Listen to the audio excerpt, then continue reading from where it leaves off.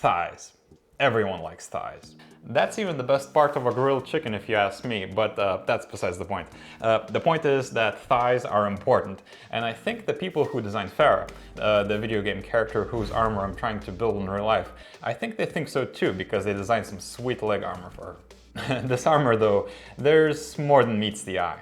See, in the game, she has an ultimate move called Rocket Barrage, where she unleashes a massive volley of rockets from her Raptora Mark 6 armor. Pretty cool, right? The thing is, for 99% of the time, the thigh armors are static and kinda meh, so even people who play Overwatch are not aware that it's supposed to move. So a natural question arises. Will I spend weeks and possibly months developing animatronics for an obscure part of an obscure project in an obscure hobby just for a tiny bit of additional accuracy? Yeah, I will. But will I also make an entertaining 10-ish minutes video or so about it? Yeah, that also. Building montage begins now. Starting off with a basic sketch that fits my legs. So this is how I imagine it opening up. Imagine that the foam piece here is the lid that's going to be covering the thigh. And then back again.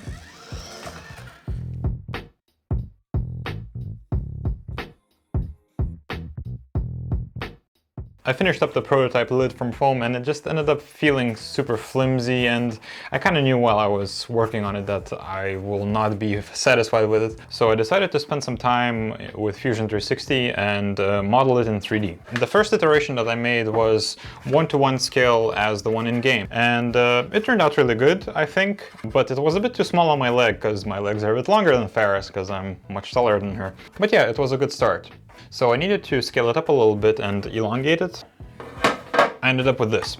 This model features, in addition to proper sizing, all the screw holes for all the additional parts that will be bolted to it, as well as mounting holes for the motors.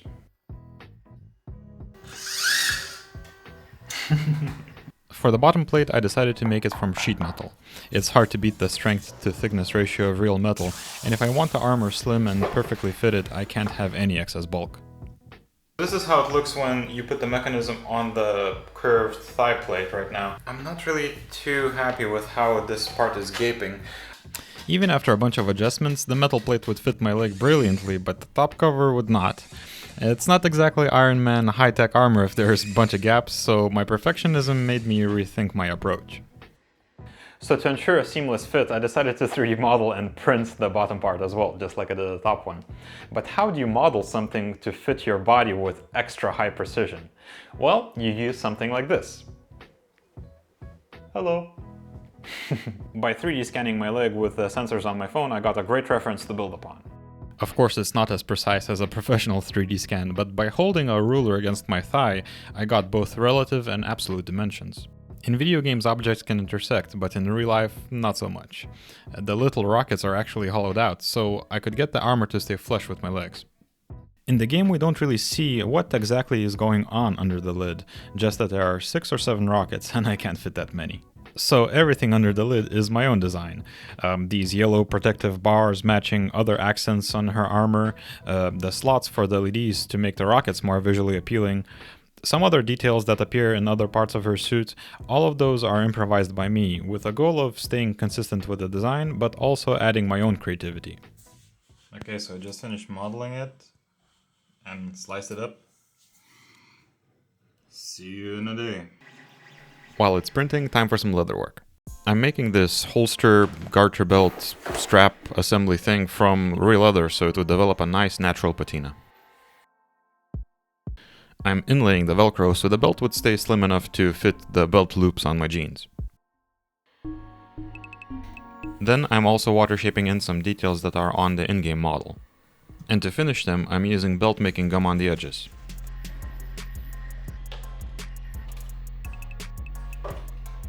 I'm attaching the mechanism to get the offsets right. The motors are not powered on or connected to any electronics just yet.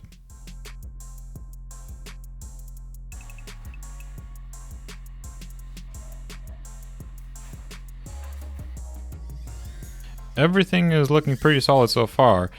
Straps might need some adjustment, but other than that, it feels like we're finally on the home stretch. Oiling the leather so it would darken and match the reference better. Even though they're not going to be visible much, I'm still sleeving the wires just to get a cleaner look. Now onto the LEDs that will illuminate the rockets. I want them to turn on in a sequence just so it would look like the rockets are locking on or something.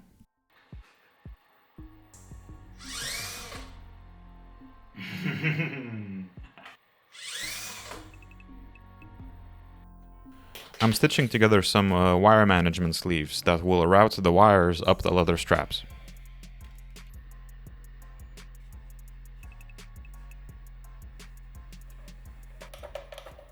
So here's the first live motor test. Each rocket pod has its own microcontroller, and that might seem wasteful, but by having them as close as possible to the motors, I ensure a solid, noiseless signal. I had some issues in the past where wire length would make the motors move funky, so I'm happy that even under load these servos are moving fine. Sanding is the thing that separates good 3D prints from the bad ones, so I really put in a lot of effort on this step.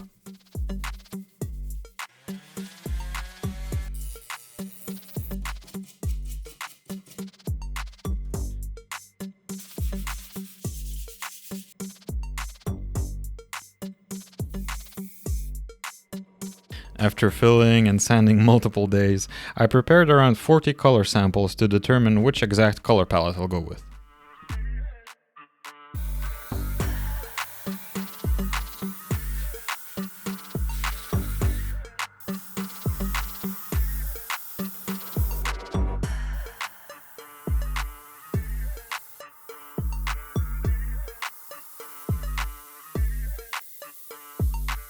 To have the stencil perfectly symmetric, I designed a vector for the shape and cut it out with my vinyl cutter.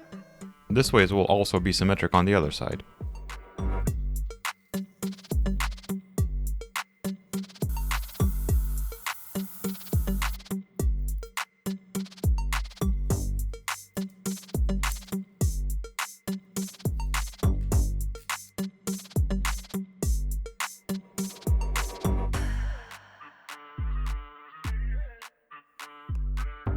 I used tape as a placeholder just to get the alignment right, and then I hot glued the LEDs in place. Few drops of super glue and everything is solid.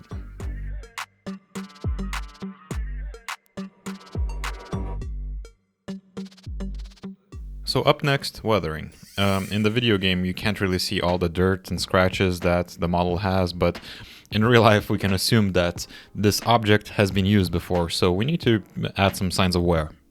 I carefully add a tiny bit of chrome paint on the edges and corners where I think the paint would have chipped off naturally from years of use, just to give a more authentic feel.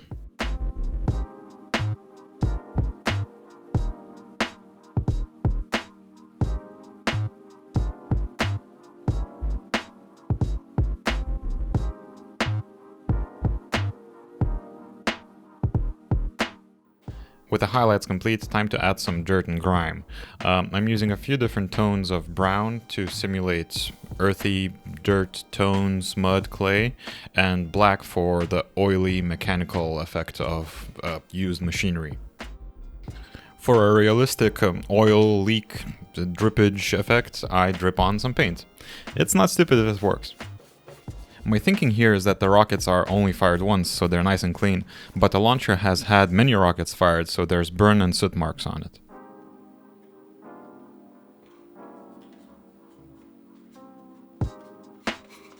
The buckles are getting the same treatment because they would be just as used and beat up and dirty as the armor is. As for the leather parts, I'm adding a tiny bit of paint just to dirty them up, but I think I'll tone them with some leather products. So, I can't believe that today is the day when I can finally say the animatronic thigh armor is done. Ah, that felt so good. Oh, look at that. Yep. That is probably the coolest thing I've ever built. I'm trying to put it in words how it feels like. Oh man. And it's actually pretty comfy too. But man, that motion,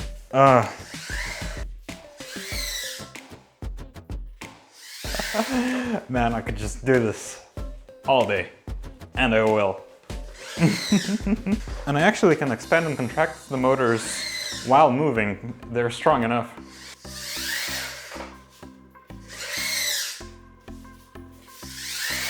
Oh, it's just so good. Yes. I think the thing that really sells it to me though is the acceleration curves. It's not just like a garage door. There's just some speeding up and slowing down in different parts of the motion where it moves exactly how you would expect a science fiction armor to move like, and it's just like, so good. Now there's also a lot of things that I didn't show you that were part of this entire process, like all the failed prints and prototypes and how I built these shoes based on some regular store-bought sneakers, and also how I'm triggering these animations to begin with. But what I'm saying is that there's a reason why it took me literally months to put everything together, and I'm really happy you guys ended up watching this video. If you enjoyed it, the best way to support me is by subscribing and maybe telling a friend about all the fun stuff we do here. And I have a bunch of videos upcoming, namely about my Pharah project, because there's a lot of cool things happening. I completely reworked the wing mechanism and now it's just so ridiculously strong. And of course, we need to cover the animatronic shoulder pods. Shoulder armor. Shoulder rocket pods. Shoulder armor rocket pods. Shoulder pods. Sounds like something a Pokemon would say. So a lot of cool stuff incoming and you will not want to miss that. But that being said, thank you for watching and I'll see you next time. Wow, what a great video, I agree. If you would like to see more of my stuff, I made a lot of videos over the years, so here's a few links for you to click on. Ooh, editing.